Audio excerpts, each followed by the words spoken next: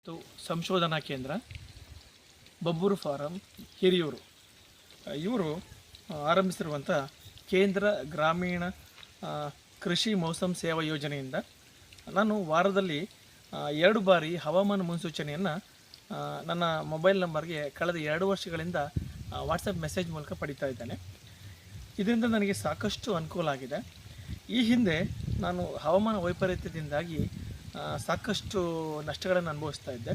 ಅದು ಇತ್ತೀಚೆಗೆ ಒಂದು ಏನು ಮುನ್ಸೂಚನೆಗಳು ಪಡಿತಾ ಇದ್ದೀನಿ ಹವಾಮಾನದ ಬಗ್ಗೆ ವಾಟ್ಸಪ್ ಮುಖಾಂತರ, ಇದರಿಂದ ನನಗೆ ತುಂಬ ಅನುಕೂಲ ಆಗ್ತಾ ಇದೆ. ಹೇಗಪ್ಪ ಅಂದರೆ, ನಾವು ಏನು ದಿನನಿತ್ಯ ರೈತಾಪಿ ಕೆಲಸ ಮಾಡ್ತಾ ಇದ್ದೀವಿ, ಅದರಲ್ಲಿ ಇದನ್ನು ಅಳವಡಿಸ್ಕೊಳ್ತೀವಿ. ಅಂದರೆ ಈ ಮಾಹಿತಿಯಿಂದ ಬಿತ್ತನೆ ಮಾಡೋದಿರ್ಬೋದು, ಆಮೇಲೆ ನೀರಾವರಿ ಯೋಜನೆ ಇರ್ಬೋದು, ಯಾವ ಟೈಮಿಗೆ ನೀರು ಬಿಡಬೇಕು ಇತ್ಯಾದಿ, ಮತ್ತು ಔಷಧೋಪಚಾರ ಯಾವಾಗ ಮಾಡಬೇಕು, ಔಷಧೋಪಚಾರವನ್ನು ಜೊತೆಗೆ ಕಟಾವು, ಅದರ ಸಂರಕ್ಷಣೆಗೆ ಸಂಬಂಧಪಟ್ಟಂತೆ ಸಾಕಷ್ಟು ಮುಂಜಾಗ್ರತೆ ವಹಿಸಿ ಒಂದು ಮಾಹಿತಿಯಿಂದ ನಾವು ಅನುಕೂಲ ಪಡ್ಕೊಳ್ತಾ ಇದ್ದೇವೆ.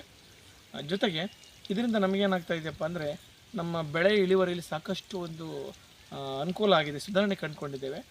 ಹಾಗೂ ಬೇಸಾಯ ವೆಚ್ಚದಲ್ಲಿ ಕೂಡ ನಾವು ಗಣನೀಯವಾಗಿ ಅದರ ಒಂದು ವೆಚ್ಚವನ್ನು ಕಡಿಮೆ ಮಾಡ್ಕೊಂಡಿದ್ದೇವೆ. ಹಾಗಾಗಿ ಈ ಯೋಜನೆ ತುಂಬ ಅನುಕೂಲ ಆಗುತ್ತೆ.